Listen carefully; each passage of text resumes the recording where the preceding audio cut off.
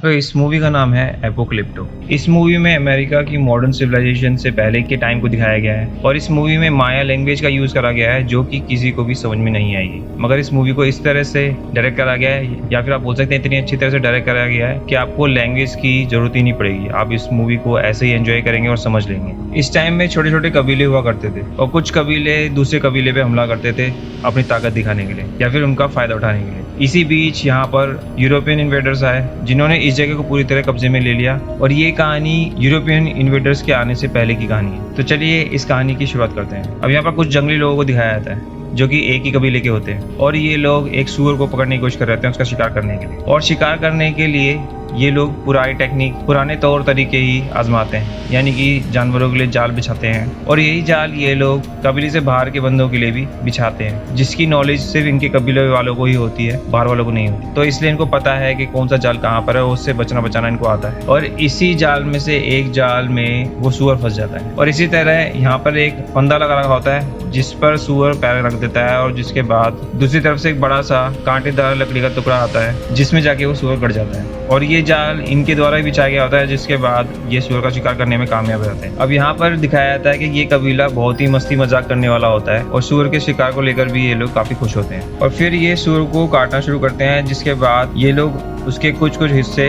अलग अलग बांटना शुरू कर देते हैं। जैसे किसी को दिल देते हैं, किसी को कान देते हैं, किसी को मुंह देते हैं। और इन्हीं लोगों में से एक बंदा ऐसा होता है जिसकी संतान काफी टाइम से नहीं हो रही होती और इसी चीज को लेके ये काफी परेशान भी होता है और इसका ये लोग इस चीज पर मजाक भी उड़ाते हैं। अब जब इसकी बारी आती है तो ये लोग सूअर के टेस्टिकल इसको निकाल के दे देते हैं और साथ साथ में ये कहते हैं कि इसको खाने से संतान हो जाती है। मगर वो बंदा इन लोगों को बोलता है कि नहीं, तुम मुझसे झूठ बोल रहे हो। जिस पर एक बंदा बोलता है जिसका नाम होता है जैगुआर को, और यही इस मूवी का मेन लीड कैरेक्टर है। ये बोलता है कि ये खाने से संतान होती है क्योंकि यही चीज मेरे पिता ने भी खाई थी और आज हम कई भाई बहन हैं। और वहीं पर उसके पिताजी वहीं खड़े होते हैं, जिसके बाद वो बंदा जब उसके पिताजी को देखता है तो वो इशारे में उसको हाँ कहते हैं। इसके बाद ही वो इस चीज को ट्राई करता है और जब वो उसको मुंह में डालता है, चबाने की कोशिश करता है, तो उसको उसी टाइम पे उल्टी हो जाती है क्योंकि वो उसको खा ही नहीं पाता। इतने में ही वहाँ खड़े सारे लोग हंसने लग जाते हैं, उसका मजाक उड़ाते हैं क्योंकि ये एक मजाक ही था। इसी बाद वो बंदा सीधा हीरो के पे कूद जाता है उसको पीटने के लिए और यहीं पर जैगुआर के पिता जो कि पीछे खड़े हुए देख रहे होते हैं, ये सब वो इस कबीले के सरदार भी होते हैं। वो इस चीज को शांत करने के लिए उस बंदे के पास आते हैं, साइड में लेके कहते हैं कि तुम हमेशा मजाक का पात्र क्यों बनते हो। जिसके बाद वो बंदा बोलता है कि मेरे बच्चे नहीं हो रहे हैं और इसके लिए मैं कुछ भी करने को तैयार हूँ, मुझे कुछ इसका सॉल्यूशन बताइए। जिसके बाद जैगुआर के पिता उसको एक नुस्खा बताते हैं और ये बोलते हैं कि इसको यूज करने के बाद तुम्हारे बच्चे हो जाएंगे। वो बोलता है क्या सच में ऐसा हो सकता है? यहाँ सरदार बोलता है कि हाँ ऐसा हो सकता है, मगर जो दवाई मैं तुमको दे रहा हूँ वो बहुत ज्यादा स्ट्रॉन्ग है। और इसके बाद ये बंदा बोलता है कि वो दवाई मुझे किसी भी हालत में चाहिए, आप प्लीज मुझे दे दो। यहाँ सरदार कुछ पत्ते निकालता है और उसको देता है और वो उसको बोलता है कि इसको खाना मत, इसको सिर्फ पीस कर अपने लिंग पर लगा लेना और उसके बाद आगे का काम करना। इसी बीच में जैगुआर को कुछ आहट से सुनाई देती है और वो पीछे मुड़ के देखता है। यहाँ पर दूसरे कबीले के कुछ बंदे खड़े होते हैं। वो उनसे पूछता है कि तुमको क्या चाहिए। अब दूसरे कबीले के बंदे इनके सामने कुछ मछलियां रख देते हैं और वो इनसे रिक्वेस्ट करते हैं कि उनको इस रास्ते से गुजरने की परमिशन दी जाए और इसी के बदले वो ये मछलियां दे रहे हैं। जिसके बाद जैगुआर के पिता यानी कि इस कबीले के सरदार उनको परमिशन दे देते हैं और फिर दूसरे कबीले के बंदों के साथ साथ और भी बंदे होते हैं जो कि यहाँ से निकलने लगते हैं। अब जब ये लोग गुजर रहे होते हैं तो उसी टाइम पर जैगुआर नोटिस करता है कि उनके आदमियों में कुछ आदमी काफी बुरी तरह घायल हैं। जिसके बाद जैगुआर उन लोगों से पूछने की कोशिश करता है कि हुआ क्या था। जिसके बाद उस कबीले में से एक आदमी बोलता है कि हमारा कबीला तबाह हो गया और अब हम दूसरी जगह जाने की सोच रहे हैं नई शुरुआत के लिए। इसके बाद भी जैगुआर के मन में काफी ज्यादा क्वेश्चंस होते हैं और वो उन लोगों से पूछना चाहता है और जब वो उनसे पूछने जा ही रहा होता है तो पीछे से उसके पिता यानी कि इस कबीले के सरदार उसको मना कर देते हैं और बोलते हैं कि वो लोग डर चुके हैं और इस डर का इलाज नहीं है, उनको जाने दो। और मैं तुमसे भी यही चाहूंगा कि इस डर को लेकर तुम अपने कबीले के अंदर मत जाना और जैसे पहले खुश थे वैसे ही खुश रहना। इसके बाद ही ये लोग अपने कबीले के अंदर एंटर करते हैं। यहाँ पर काफी खुशनुमा माहौल दिखाया जाता है, सभी लोग हंस खेल रहे होते हैं और फिर उसी बंदे को दिखाया जाता है जिसका अक्सर मजाक उड़ता रहता है। यहाँ पर एक बुढ़िया आती है जो कि उसका हाथ पकड़ लेती है, जो कि उसकी सास होती है। वो उसको बोलती है कि मुझे जल्दी से एक पोता पोती चाहिए जो कि अभी तक तू नहीं दे पाया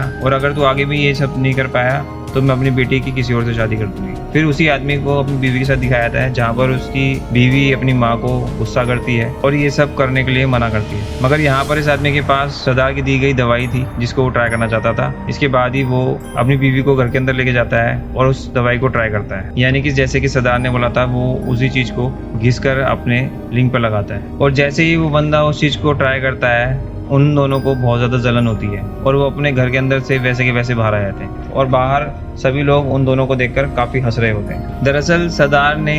उस बंदे के साथ मजाक किया था और उसको एक ऐसा पत्ता दिया था जो कि किसी मीट से कम नहीं होता और इसी वजह से ये तड़प रहा होता है। अब इसी के बाद जैगुआर को दिखाया जाता है जो कि अपनी झोपड़ी के अंदर जाता है और यहाँ पर उसकी बीवी को प्रेग्नेंट दिखाया जाता है और उसका एक बेटा भी होता है और ये अपनी फैमिली से बहुत ही ज़्यादा प्यार करता है। इसी के बाद रात का टाइम दिखाया जाता है जहाँ पर ये लोग हंस रहे होते हैं, खेल रहे होते हैं और नाच गा रहे होते हैं। मगर यहाँ पर जैगुआर अभी भी उसी सोच में डूबा होता है दूसरे कबीले के लोगों को देखकर कि वो लोगों के साथ क्या हुआ होगा और ऐसी हालत में क्यों थे। जिसके बाद उसकी बीवी उससे ये सब पूछती है कि तुम इतने गुमसुम क्यों हो, मगर वो उसको कुछ भी नहीं बताता और उसकी गोद में सर रख के सो जाता है। इसके बाद ही जब सुबह होती है तो जैगुआर को कुत्ते की भौंकने की आवाज आती है जिसकी वजह से वो उठ जाता है और इसी वजह से उसको लगता है कि यहाँ पर कुछ गड़बड़ है। और अगले पल यहाँ पर एक बंदे को दिखाया जाता है जो कि दिखने में काफी खूंखार होता है और इसके सभी साथी पेड़ों के पीछे छुपे होते हैं मशाल लेकर और यहीं पर ये बंदा उन लोगों की तरफ इशारा करता है जहाँ पर वो सभी के सब बाहर निकल जाते हैं। और इसके बाद ही जैगुआर इस चीज को नोटिस कर लेता है और जल्दी से अपने परिवार को लेकर बाहर निकलता है और यहाँ पर जैगुआर जल्दी से अपने परिवार को एक सूखे कुएं में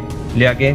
उसके अंदर अपनी बीवी और बेटे को रस्सी के सहारे नीचे उतार देता है। मगर जब ये लोग अधूरे रास्ते में ही होते हैं तो यहाँ पर दूसरी तरफ जो लोग इनको मारने आए होते हैं उनमें से एक बंदा इसको देख लेता है जिसके बाद वो जैगुआर पे हमला करता है। मगर जैगुआर किसी तरह पीछे हटकर उसको भी कुएं में धकेल देता है मगर उसको पैर से पकड़ लेता है और इसी दौरान वो बंदा भी नीचे उसकी बीवी और बच्चे को देख लेता है। और अब जैगुआर समझ गया था कि अगर उसने इसको छोड़ दिया तो वो उन दोनों को मार डालेगा और इसलिए जैगुआर उस बंदे को वहीं पर मार देता है। अब यहाँ पर जैगुआर अपनी बीवी और बच्चों से बोलता है कि उसको बाकी लोगों की मदद करने जानी पड़ेगी, मगर यहाँ पर उसकी बीवी उसको रोकती है और जैगुआर बोलता है कि नहीं, उन लोगों को मेरी ज़रूरत है और वो फिर वहाँ पर अपनी बीवी और बच्चे से वादा करता है कि वो वापस ज़रूर आएगा, तुम यहीं पर रहना। फिर वो वहाँ से चले जाता है। अब यहाँ पर जैगुआर के कबीले के सभी बंदों को बंदी बना लिया होता है और कुछ लोगों को मार भी दिया होता है। इसी बीच में जैगुआर यहाँ पर आता है, उसके ऊपर एक दूसरे कबीले का बंदा हमला कर देता है जिसका नाम होता है मिडल आई, जो कि काफ़ी खूंखार होता है। अब जब वो जैगुआर पे हमला कर रहा होता है तो जैगुआर उसका पलटवार करता है और उसी पे भारी पड़ जाता है और इससे पहले कि भी जैगुआर उसको मारता है यहाँ पर पीछे से दूसरे कबीले का सरदार आ जाता है और जैगुआर को पीछे से पकड़ लेता है। इसके बाद ही जब जैगुआर इनके कब्जे में आ जाता है तो मिडल आई जल्दी से आके उसको मारना चाहता था मगर कबीले के सरदार उसको मना कर देता है कि उसको वो बंदा चाहिए। अब यहाँ पर मिडल आई काफ़ी तड़प रहा होता है जैगुआर को मारने के लिए और इसी बीच में जैगुआर अपने पिता को देखता है जो कि दूसरी तरफ बंदी होते हैं। वो अपने पिता से माफ़ी मांगता है कि वो कुछ भी नहीं कर पाया और इसी चीज़ को मिडल आई नोटिस कर लेता है और इसी के बाद वो अपनी खुंदस निकालने के लिए जैगुआर के पिता को मार देता है और इसके बाद ही जैगुआर के ऊपर जोरदार हमला होता है जिसके बाद वो बेहोश हो जाता है और जब उसको होश आता है तो ये लगभग सभी बंदों को बंदी बना चुके होते हैं। इसके बाद ही जैगुआर के दिमाग में सिर्फ उसकी बीवी और बच्चा होता है और वो फिर उस कुएं की तरफ देख रहा होता है जहाँ पर वो दोनों होते हैं और इसी चीज को दूसरे कबीले का एक बंदा नोटिस कर लेता है। इसके बाद ही वो उसी कुएं की तरफ जाता है चेक करने के लिए कि वहाँ क्या है, मगर वहाँ उसको उसके अंदर कुछ भी नहीं दिखता क्योंकि जैगुआर की बीवी और बच्चा उस कुएं के अंदर एक गुफा सी होती है वहाँ पर छुप जाते हैं। मगर उस बंदे को फिर भी तसल्ली नहीं होती, वो वहाँ पर एक बड़ा सा पत्थर उठाकर नीचे फेंकता है और साथ ही साथ में जो रस्सी लटक रही होती है उसको काट देता है ताकि अंदर कोई भी हो वो बाहर ना निकल पाए। अब जिन लोगों को भी इन्होंने बंदी बनाया होता है इन सभी को अपने साथ लंबे सफर पर लेके चल पड़ते हैं। रास्ते में ही जैगुआर नोटिस करता है कि जिस कबीले के बंदों को इन्होंने रास्ता दिया था जाने के लिए मछली के बदले, वो कबीले के बंदों को भी इन लोगों ने पकड़ लिया होता है और अपना बंदी बना लिया होता है। इसके बाद ही इन लोगों को दिखाया जाता है कि ये इन लोगों से नदियां पार करवा रहे हैं, ऊंचे ऊंचे पहाड़ों के रास्ते से निकलते दिखाया जाता है और फिर एक लंबे सफर के बाद ये खूंखार आदिवासी इन लोगों को लेकर एक जगह पे पहुंच जाते हैं और इतने लंबे सफर के बाद ये लोग अपनी जगह पे पहुंच जाते हैं जहां से ये बिलोंग करते हैं, उस जगह के बॉर्डर पर। तो यहीं पर काफी सारी डेड बॉडीज पड़ी होती हैं और इन्हें देखकर साफ साफ ये दिख रहा था कि इनको कोई ऐसी बीमारी हुई है जो कि छूने से फैलती है और यहाँ पर एक बच्ची भी होती है जो कि अभी तक जिंदा होती है और ये बच्ची इन खूंखार आदिवासियों के साथ आना चाहती है लेकिन ये लोग इसको उन लोगों के साथ ज्वाइन नहीं करने देते और फिर ये लड़की उन खूंखार आदिवासियों को एक चेतावनी या फिर श्राप बोल सकते हैं, उस तरह की बात कुछ बोलती है। वो बोलती है कि जल्द ही पवित्र समय आने वाला है जब दिन में अंधेरा हो जाएगा और एक आदमी तुम्हें यहाँ से बाहर लेके जाएगा और तुम्हारा और तुम्हारे सारे साथियों का यहाँ पर अंत हो जाएगा। अब ये लोग यहाँ से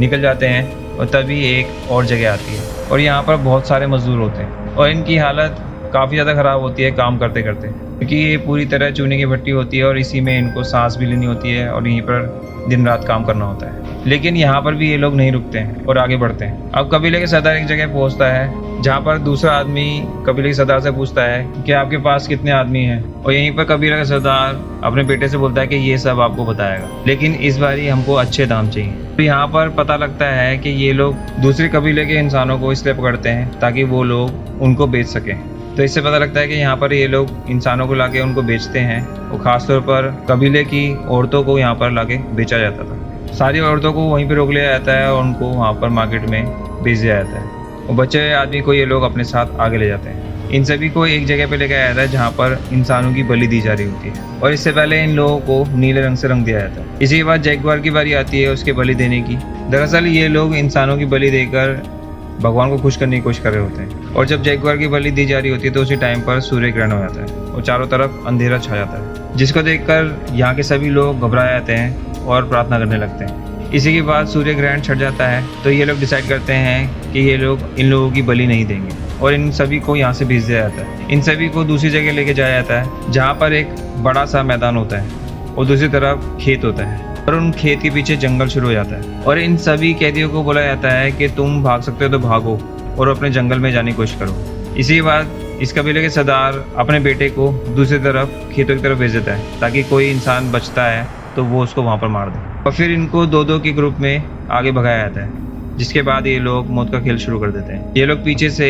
भाले तीर चलाते हैं इन लोगों को जानवरों की तरह शिकार बनाने के लिए। फिर एक एक करके ये लोग इनके कई साथियों को मार देते हैं और अब जैगुआर और उसके साथी की बारी आती है। यहाँ पर जैगुआर एक प्लान बना के भागता है, वो इधर उधर करके भागता है यानी कि जिगजैग की शेप में भागता है ताकि उनके वार से ये बच सके। लेकिन जैगुआर के साथ जो दूसरा बंदा होता है उसको तो तीर लग जाता है और जैगुआर जैसे ही ग्राउंड के बॉर्डर पर पहुंचने वाला होता है वहाँ पर कबीले के सरदार एक तीर चलाता है और जैगुआर के पेट की तरफ वो तीर लग जाता है, लेकिन वो मरा नहीं होता, वो जिंदा होता है। और यहीं पर कबीले के सरदार का बेटा खड़ा होता है जो कि जैगुआर को मारने के लिए आता है और इससे पहले कि वो उसको मारता दूसरी तरफ घायल बंदा उसके पैर पकड़ लेता है और ये बंदा वही होता है जिसके बच्चे नहीं हो रहे होते। वो उसका पैर पकड़ के नीचे गिरा देता है और इसके बाद ही कबीले के सरदार का बेटा उस बंदे को भी मार देता है और फिर वो अपना चाकू निकाल कर जैगुआर के पास जा ही रहा होता है, लेकिन जैगुआर इस दौरान जो उसके पेट में तीर घुसा था उसका नोक तोड़ लेता है और उससे सरदार के बेटे का गला काट देता है, जिससे सरदार के बेटे की मौत हो जाती है और जैगुआर वहां से भागने में कामयाब आता है। दरअसल ये आदिवासी जैगुआर और बाकी लोगों को सिर्फ अपनी मजे और प्रैक्टिस के लिए मार रहे होते हैं। जैगुआर यहाँ से अपनी जान बचाने के लिए भागता है और पीछे पीछे वो सारे खूंखार कबीले के लोग उसके पीछे भागते हैं। जैगुआर अपनी जान बचाने के लिए एक पेड़ के ऊपर चढ़ जाता है और छुप जाता है, जिसके बाद वो कबीले के लोग उसका पीछा करते हैं मगर उसको ढूंढ नहीं पाते और आगे की तरफ चले आते हैं। दूसरी तरफ कबीले के सरदार का बेटा मर जाता है और इसी की खुंदस में वो अब जैगुआर को किसी भी कीमत में मारना चाहता था। ये लोग जैगुआर को ढूंढने के लिए निकल पड़ते हैं। अब जैगुआर तो एक पेड़ के ऊपर छुपा होता है, वो लोग इसको नोटिस नहीं कर पाते और आगे की तरफ निकल जाते हैं और ये लोग जब उस पेड़ के नीचे से निकल रहे होते हैं तो इसी दौरान एक शख्स के ऊपर जैगुआर के खून की ड्रॉप गिर जाती है। जब ये लोग थोड़ी सी आगे चलते हैं तो उस बंदे की पीठ पर जो खून पड़ा होता है वो एक बंदा नोटिस कर लेता है और फिर वो लोग अनुमान लगाते हैं कि वो किसी पेड़ पे ही चढ़ा हुआ होगा और वो उसको ढूंढना शुरू कर देते हैं। वहीं जिस पेड़ पर जैगुआर होता है दूसरी तरफ एक जैगुआर यानी कि जानवर का बच्चा होता है और तभी उसकी माँ भी वहाँ पर आ जाती है और जैगुआर पर हमला करने की कोशिश करती है। इसी चीज को देखकर जैगुआर वहाँ से भागता है और उसके पीछे पीछे वो माँ जैगुआर भी होती है। अब रास्ते में ही वो दूसरे कबीले के बंदे भी होते हैं जो कि जैगुआर को ढूंढ रहे थे। अब जैगुआर जब भाग रहा होता है उसके पीछे वो शेर होता है। जैसे ही वो शेर जैगुआर को पकड़ने वाला होता है इसी दौरान दूसरे कबीले के बंदा जैगुआर को देख लेता है और उसके पीछे भागना शुरू कर देता है और यहाँ पर शेर को दूसरा शिकार मिल जाता है, वो उसको पकड़ लेता है। इसी के फायदे से जैगुआर यहाँ से तो बच के बाहर निकल जाता है, लेकिन कबीले वाले अभी भी उसका लगातार पीछा कर रहे होते हैं। फिर एक टाइम आता है जहाँ पर रास्ता खत्म हो जाता है और आगे काफी बड़ा झरना सा होता है और यहाँ से कूदने पर जान भी जा सकती है, मगर जैगुआर के पास और कोई रास्ता नहीं होता तो इसलिए वो इस झरने से नीचे कूद जाता है। अब उसकी किस्मत अच्छी होती है कि वो बच जाता है और किनारे पे पहुंच जाता है। जब जैगुआर दूसरे किनारे पहुंच जाता है वो दूसरे कबीले के लोगों को देखकर दूर से ललकारता है क्योंकि वो अपने जंगल में वापस आ चुका था और वो बोलता है उन लोगों से कि यहाँ पर अब तुम्हारे अंदर हिम्मत है तो आके दिखाओ। इसी चीज को देखकर कबीले के सरदार के साथ एक आदमी होता है जो कि कबीले के सरदार को बोलता है कि हमको इसके पीछे नहीं जाना चाहिए, हमको वापस चले जाना चाहिए, क्योंकि इसी से रिलेटेड एक भविष्यवाणी करी थी एक लड़की ने, जिस टाइम पर उस लड़की ने उनसे बोला था कि एक आदमी तुमको बाहर निकाल के लाएगा और फिर तुम सभी लोगों का अंत हो जाएगा। और इसी के बाद सरदार अपनी खुंदस में उस आदमी को मार देता है और इसी के बाद सरदार अपने सारे आदमी को वहाँ से कूदने को बोलते हैं, यानी कि उस झरने से। और इसी वजह से इनके 1-2 आदमी की मौत भी यहाँ पर रहती है और बाकी सब बच के निकल जाते हैं और फिर वो जैगुआर का पीछा वापस से करना शुरू कर देते हैं। अब जैगुआर को भागते हुए दिखाया जाता है, जो कि अपने गांव की तरफ जा रहा होता है और भागते भागते वो एक दलदल के अंदर गिर जाता है। अब इसके अंदर से वो काफ़ी मुश्किल से निकलता है और पूरी तरह काली मिट्टी से ढक जाता है और यहीं पर रुककर वो अपने आप को बोलता है कि वो इस जंगल का जैगुआर है, उसको किसी से डरने की जरूरत नहीं है। फिर वो अपने तौर तरीके जो कि उसने अपने कबीले से और अपने पिता से सीखी थी, उन तरीकों को अपनाता है और उन लोगों को एक एक करके मारना शुरू कर देता है। सबसे पहले तो वो मधुमक्खी का छत्ता उन लोगों पर फेंक देता है और इसके बाद वो एक जहरीले मेंढक के जहर से कुछ कांटेदार लकड़ियों को उस मेंढक से लगाता है और एक फूंक वाला हथियार बनाकर उन लोगों पर तीर चलाता है, जिसके जरिए वो कुछ आदमी को मार पाता है। फिर इसी के बाद उसके सामने वो आदमी आता है जिसने उसके पिता को मारा था, यानी कि मिडल आई। अब जैगुआर नीचे जमीन में पड़ा हुआ एक हथियार देखता है जो कि उससे थोड़ी दूर पे होता है। अब मिडल आई उसकी तरफ भागना शुरू करता है और जैगुआर भी मिडल आई की तरफ भागना शुरू करता है। अब मिडल आई सीधा भागते हुए उसके ऊपर हमला करता है, जहाँ पर जैगुआर अपना दिमाग लड़ाते हुए नीचे की तरफ स्किड करता हुआ उस हथियार को उठाता है और सीधा मिडल आई पर उस हथियार से हमला करता है और वो उसको मारने में कामयाब रहता है। अब यहीं पर इसी टाइम पर बारिश होना शुरू हो जाती है, जिसके बाद जैगुआर को चिंता होती है कि उसके बीवी बच्चे कुएं के अंदर हैं और वहाँ पर भी पानी भरना शुरू हो गया हो। फिर वो उन दोनों की तरफ भागता है। इसी दौरान उसके बीवी बच्चों को भी दिखाया जाता है जो कि उसी कुएं के अंदर होते हैं और वहाँ पानी भरना शुरू हो जाता है और साथ ही साथ में उसकी बीवी को लेबर पेन होना भी शुरू हो जाता है, यानी कि किसी भी वक्त उसके बच्चा हो सकता है। और जैगुआर यहाँ पर किसी तरह कुएं के पास पहुंच जाता है, मगर अभी भी उसके पीछे 3 आदिवासी बचे थे जो कि उसका पीछा कर रहे थे और यहाँ पर वो पहुंच जाते हैं। और यहाँ पर इस चीज को देखकर जैगुआर दोबारा से भागता है, मगर जैगुआर का पीछा करते करते 2 आदिवासी इस कुएं तक पहुंच जाते हैं और वो इसके बीवी बच्चों को देख लेते हैं। अब यहीं पर कबीले का सरदार किसी तरह जैगुआर को मारना चाहता था और वो उसका पीछा करना वापस से शुरू कर देता है और साथ ही साथ में अपने बाकी बचे 2 साथियों को भी बुला लेता है। अब ये तीनों ही जैगुआर का पीछा करना शुरू कर देते हैं। यहाँ पर एक टाइम पर आकर कबीले का सरदार अपनी तरफ से एक तीर चलाता है जैगुआर पर, जो तीर जैगुआर के सीधा दिल से थोड़ी ऊपर लग जाता है, मगर अभी भी जैगुआर के अंदर काफी हिम्मत होती है, वो इस तीर को तोड़ देता है और अभी भी उस सरदार को ललकारता है और फिर सरदार जैगुआर की तरफ भागना शुरू करता है और तभी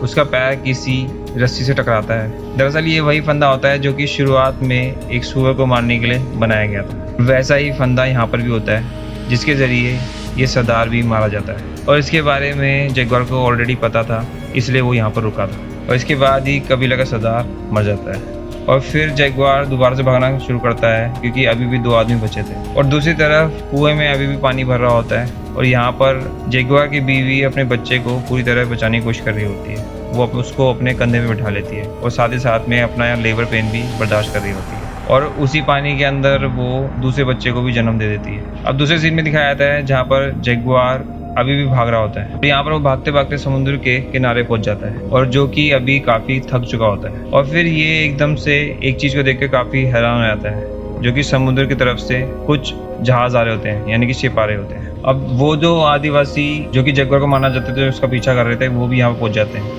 और वो भी समुद्र की तरफ देखते हैं तो काफी हैरान हो जाते हैं। अब समुद्र की तरफ दिखाया जाता है जहाँ से कुछ जहाज आ रहे होते हैं और छोटी छोटी कश्ती में कुछ लोग उसमें बैठकर इनकी जंगल की तरफ आ रहे होते हैं। इस चीज को देखकर दोनों आदिवासी जैगुआर को नहीं मारते और हैरान होकर सामने की तरफ देख रहे होते हैं। यहीं पर जैगुआर को मौका मिल जाता है, वो दोबारा से भागकर किसी तरह कुएं के पास पहुंच जाता है, जहां पर कुएं में उसकी बीवी और दोनों बच्चे डूबने वाले होते हैं, मगर वो उन तीनों को किसी तरह बचा लेता है। इसी के बाद कुछ टाइम बाद दिखाया जाता है जैगुआर अपने बच्चों और बीवी साथ होता है और यहाँ पर उसकी बीवी उन जहाज़ों को देख लेती है जंगल के अंदर से और वो उससे पूछती है कि क्या हमको उस तरफ जाना चाहिए, मगर जैगुआर वहाँ पर उसको मना कर देता है और कहता है कि हमको जंगल की तरफ जाना चाहिए जहाँ पर हम नई शुरुआत करेंगे। और फिर ये लोग जंगल की तरफ चले जाते हैं। दरअसल समुद्र में जो जहाज आ रहे होते हैं वो यूरोपियंस के जहाज होते हैं और ये लोग इस जंगल पर कब्जा जमाने के लिए आए हैं और इनके पास इतने आधुनिक हथियार होते हैं कि इसका मुकाबला ये आदिवासी लोग नहीं कर पाएंगे। और इसमें यही दिखाया जाता है कि एंड में यहाँ पर यूरोपियन आ गए हैं और जहाँ पर वो कब्जा कर लेंगे और इनकी माया सभ्यता को ख़त्म कर देंगे और इसी के बाद ये मूवी एंड है। ये तो रही इस मूवी की कहानी, और मैं आपको रिकमेंड करूँगा कि इस कहानी को सुनने के बाद भी अगर आप इस मूवी को देखेंगे तो आपको काफ़ी मज़ा आने वाला है, और इस मूवी को समझने में भी आपको कोई परेशानी नहीं होगी। तो मैं आपको रिकमेंड यही करूँगा कि आप इस कहानी को देखें, इस मूवी को देखें और एंजॉय करें। और अगर आपको ये कहानी अच्छी लगी तो प्लीज़ चैनल को सब्सक्राइब करें, and thank you for watching.